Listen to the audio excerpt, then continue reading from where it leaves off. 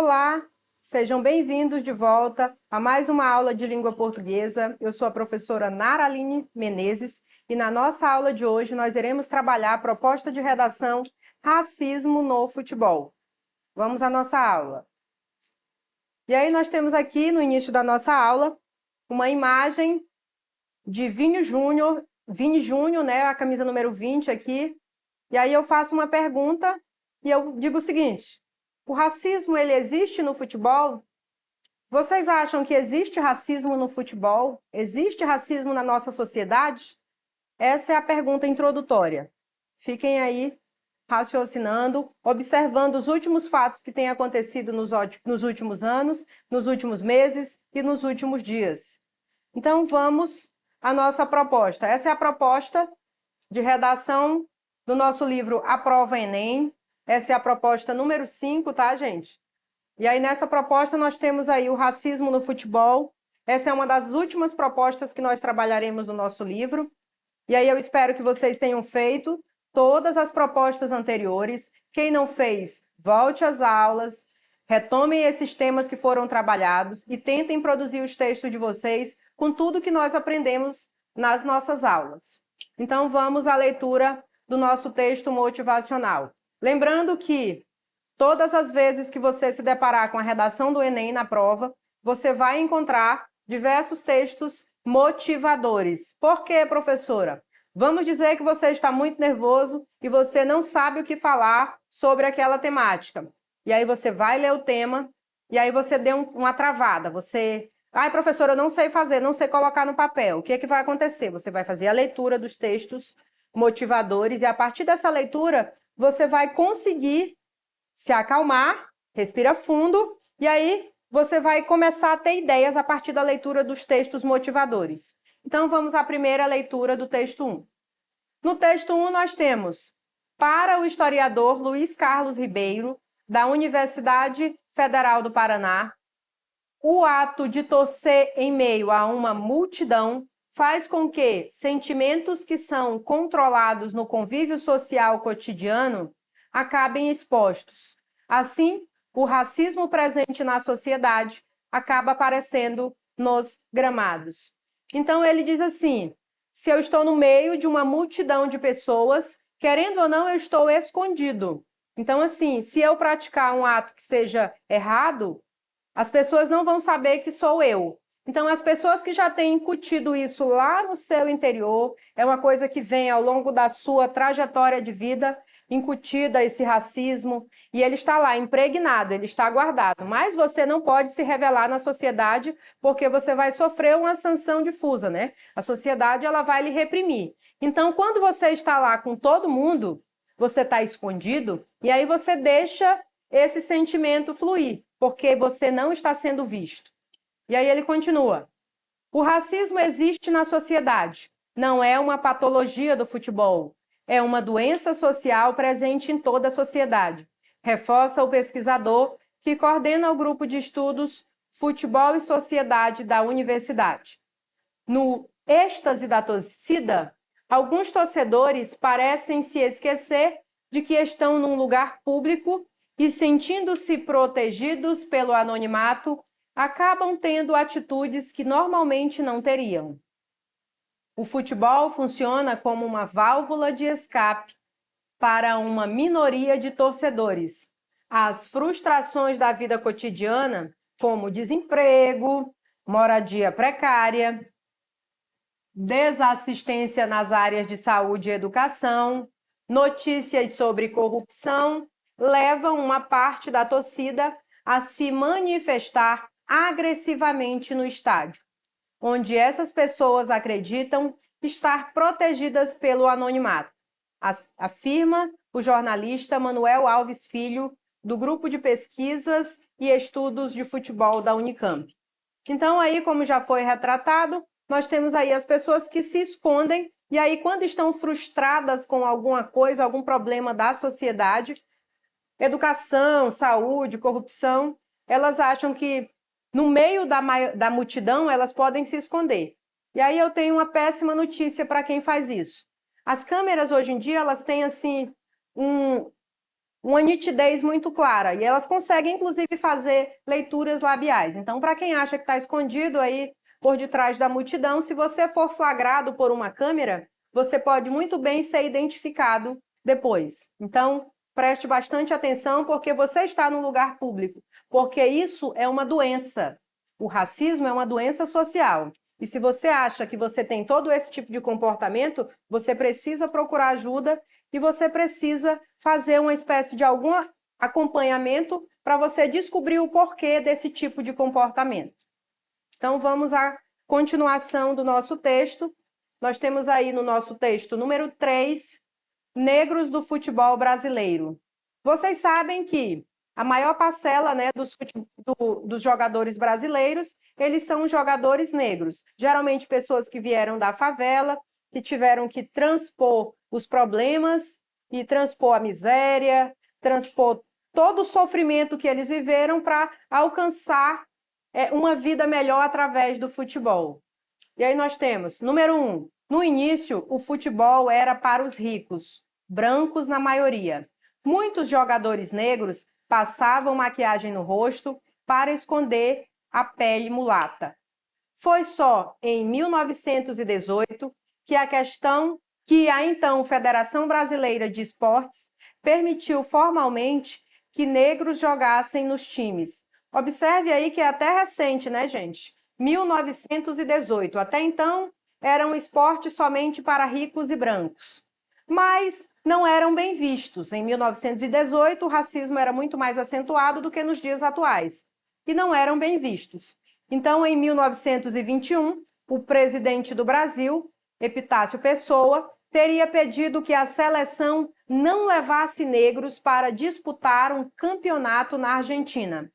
Observe aí que é um dado importantíssimo que talvez você nem saiba. E ninguém fala sobre isso, né? O próprio presidente do Brasil, que era o Epitácio Pessoa, pediu para a seleção não levar nenhum negro para disputar o campeonato da Argentina. E aí ele continua. A primeira reviravolta aconteceu em 1923, quando o Vasco ganhou o Campeonato Carioca, com um time formado por negros, operários e moradores dos subúrbios. Vocês podem observar que não é muito fácil, né? O negro, para ascender socialmente, para ocupar o espaço dele na sociedade, ele tem uma história de luta e aí é muito difícil. Ele vem sofrendo com o preconceito há muitos anos. Então, assim, a sociedade tem observado esse processo, eles têm ascendido socialmente, eles têm ocupado o lugar e o espaço deles na sociedade com muita luta, e aí a história mostra isso. E aí nós temos aí como um dos precursores o Vasco, né, que fez um campeonato, e nesse campeonato carioca que ele participou, ele só levou os negros e os operários e os moradores do subúrbio. Mas foi só na década de 1930 que a presença de negros nos clubes ficou mais comum. Observe que 1930.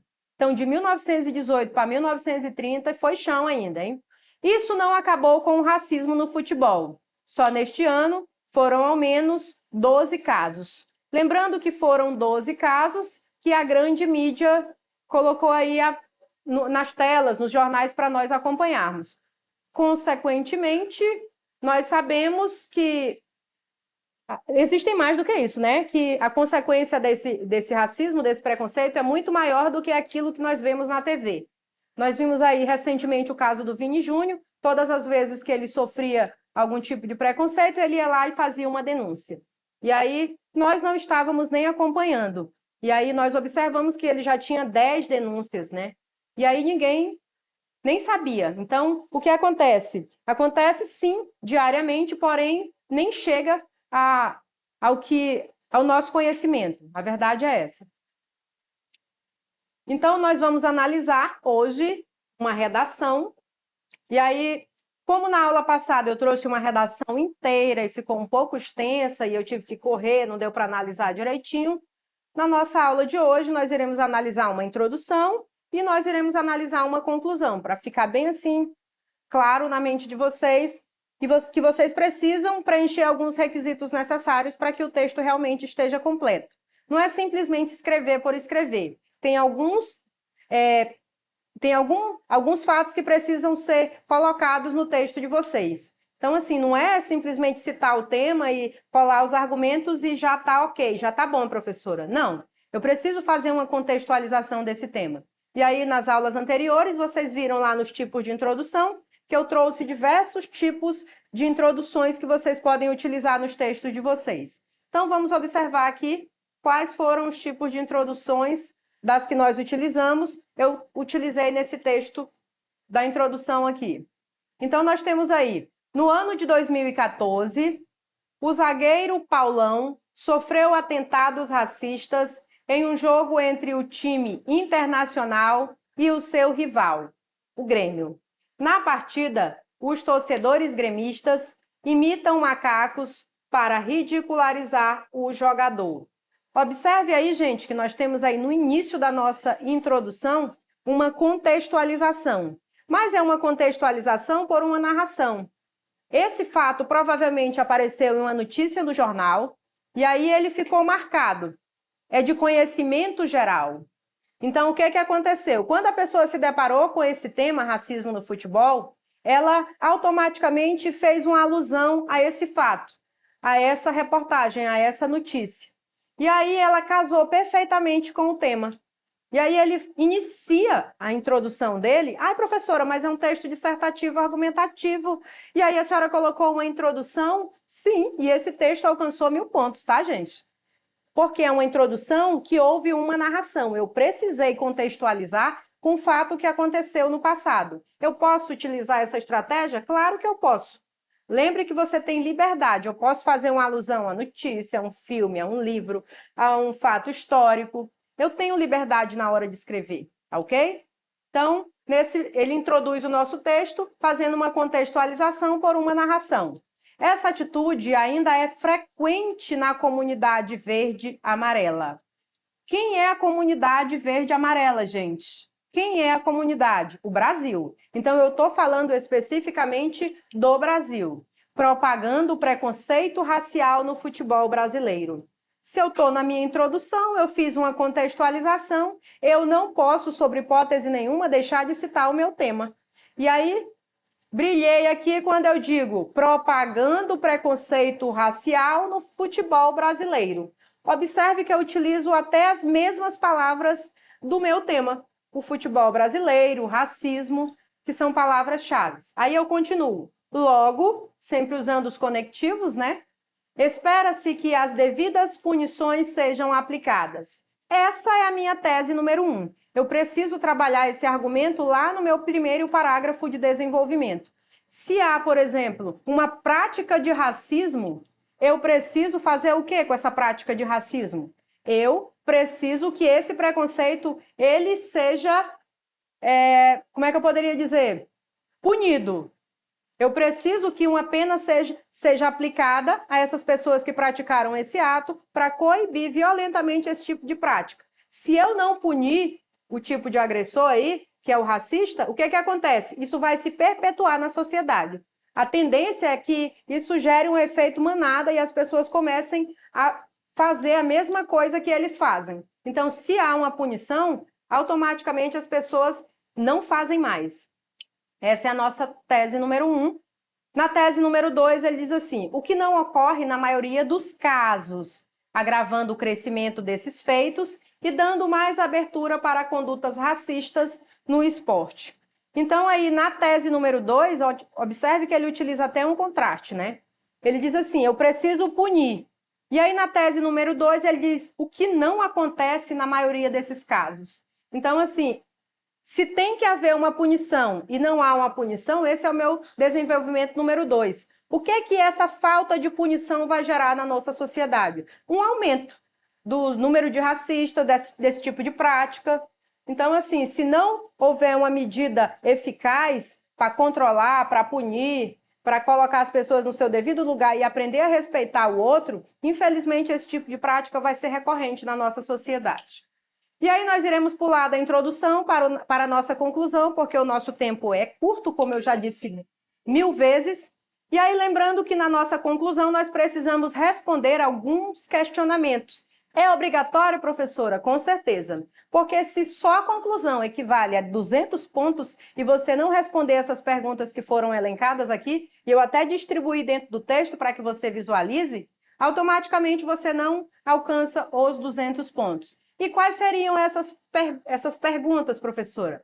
Primeiro que você inicia, né, a conclusão usando um conectivo, você vai ter que detalhar, explicar, você tem que trazer uma ação dizendo o quê, você tem que trazer o modo como essa ação vai ser trabalhada, quem serão os agentes e qual o efeito dessa ação. Lembrando que essas perguntas elas não são respondidas de uma forma, por exemplo, primeiro o agente, depois o modo, depois a ação. Não, não existe assim uma forma linear. Então eu posso respondê-las de forma desconexa dentro do texto, dependendo do meu raciocínio e do meu ponto de vista. Não preciso utilizar uma sequência. Eu posso responder de forma aleatória, desde que respeite o meu argumento no texto. Então vamos lá. Portanto, então eu inicio a minha conclusão com portanto, que é o meu conectivo coesivo, ele dá a ideia de conclusão. O Ministério do Esporte, quem é que é o agente? Quem é que vai ter que tomar a medida? O Ministério do Esporte. Deve estar mais atento aos casos de racismo, observando as leis que já existem. Então, nós temos aí um detalhamento do que ele precisa fazer, um exemplo. Se existem leis, então ele deve estar mais atento e essas leis precisam ser cumpridas. E as aplicando de maneira efetiva. Nós temos aí a ação, que é a aplicação das leis, né? Outro sim, nós utilizamos outro conectivo para dar continuidade à ideia dentro do texto. Conscientizações necessitam ser feitas por esse gabinete. Nós temos outra ação, observe que nós já temos duas ações dentro do texto, que é a conscientização. E ela precisa ser feita, ela precisa ser difundida com campanhas antirracistas nas diversas mídias. Como é que eu vou combater o racismo? De que modo? De que maneira? Outra pergunta.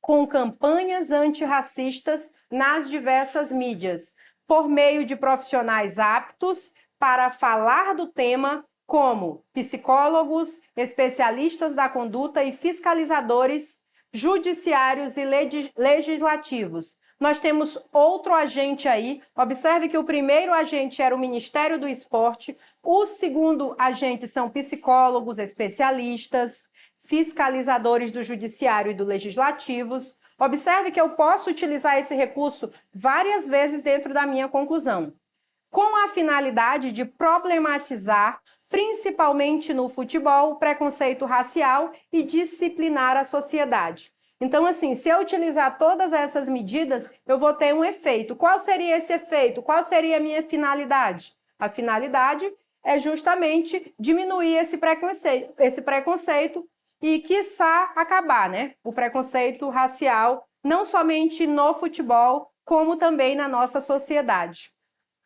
E essa aí é um exemplo de uma conclusão que alcançou os nossos 200 pontos, né, gente? Recentemente, nós presenciamos o caso do Vini Júnior, que se tornou um caso, assim, muito conhecido mundialmente. Eu trouxe, inclusive, o que aconteceu aqui, né? O Vini Júnior é um dos nossos jogadores, ele tem 22 anos, ele é atacante brasileiro do Real Madrid e estava em campo com a partida contra o Valência, no estado de Marseille, pela 35ª rodada da Liga do Campeonato Espanhol. Vocês acompanharam, né, na televisão? Aos 62 minutos, a transmissão do ESPN já registrava a recorrência de cantos racistas contra o Vini Júnior lá durante a partida. Em vídeo disponível no YouTube, ouvia-se a palavra mono, que em espanhol quer dizer macaco. Então, assim, já era observado, já tinham registrado isso em vídeo, e aí a conduta nesse tipo de caso é parar o jogo. Então, encerra-se o jogo por causa da torcida. E aí o que aconteceu? Não encerraram, pediram para continuar, ele continuou, e aí as ofensas permaneceram. E aí, tem aqui, após atos racistas da torcida, nós temos aqui um fato que aconteceu na nossa cidade também, que após presenciarem os atos que aconteceu lá no campeonato, umas escolas aqui do estado do Acre também fizeram a mesma coisa, ó. Após atos racistas da torcida, a escola João Calvino é suspensa dos Jogos Estudantis do Acre. Então, assim, se você não começar a coibir esse tipo de prática, ela começa a se difundir, como eu já falei anteriormente. E aí, o que aconteceu, né? A escola aqui, João Calvino, alguns alunos, pelo menos é o que a mídia coloca, eu só trouxe a notícia do jeito que foi retratada no jornal, e aí ela difundiu a mesma coisa que foi praticada lá no campeonato espanhol. Mas o governo do estado do Acre, ele trouxe uma nota pública repudiando esse tipo de conduta, porque realmente é necessário que esse tipo de conduta ela seja proibida e ela seja punida para que os agressores não permaneçam praticando os mesmos atos racistas. Eu espero que vocês tenham gostado. Essa foi mais uma aula de língua portuguesa. Espero que vocês reprisem as nossas aulas e treinem bastante, tá? Porque a prática é quem aperfeiçoa. Acessem a nossa plataforma e até a próxima aula.